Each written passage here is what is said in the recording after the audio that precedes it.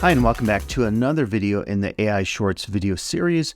As you know, this video series is focused on using the technologies of AI, including here ChatGPT, to make things better for your students in terms of education, to deal with classroom issues, to address all sorts of professional and educational concerns.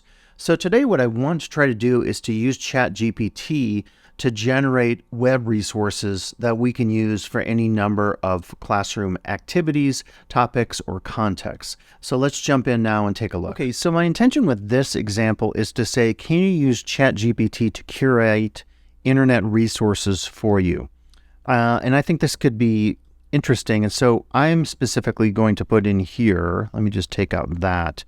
Could you please create a list of websites that, okay, and then in this case, I want it to look at gender and advertising. Okay, hit return, and then we'll see the list that it creates. So it's coming up with a list here. Now, one of the things I find very strange, and I don't know why it's doing it this way, in this particular case, it doesn't have the websites listed. Now, a previous occasion when I did it, which is literally, I think, the exact same prompt, I'm trying to compare these, I'm just wondering if I do a new chat and cut and paste that exact prompt there, if it'll give me at least the links, because that's kind of what I want. It's very strange. So in this case, it did not include the links. It kind of changed the order. And actually, this is the site I curate, the Gender Ads Project. So I'm just kind of curious because what I wanted it was to generate the links. And it did in this case. I don't know why it didn't do it in the others. Let's try this one more time and check this out. Please include the URL, or you know what? Let's go back. Sorry. Let me go back to this one and say, again, I like this conversational. That's great. Please include the URL with each on the list. Let's see if it does it. I think it should.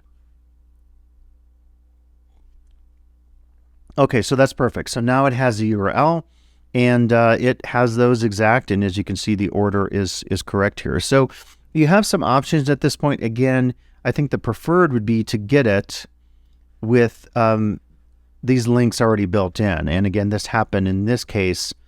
It didn't happen in the others. The only reason I say this is if you want to cut and paste this either into a Word document or you want to put this in, say, a Canvas page, this is going to be your easiest option to just cut and paste all these. Now, of course, I would go through each of these websites, this is my own here, and make sure they are legit, make sure you like what you're seeing. I think that's very important just for any information you curate. So again, in this video today, I'm suggesting to you by using this simple prompt, could you please create a list of websites, putting that in, and then let's try another one to help teach race in a biology class. And I hope that for all your disciplines that these are going to be useful and that you get some good information. So race, power of an illusion, that's a pretty famous one here. I'm going to see if they put in the American Anthropological Association's project on race. That one's quite good, and I've used that in some classes. But you can see you do this for any topic. And again, I'm just recommending you start with this prompt. Can you please create a list of websites?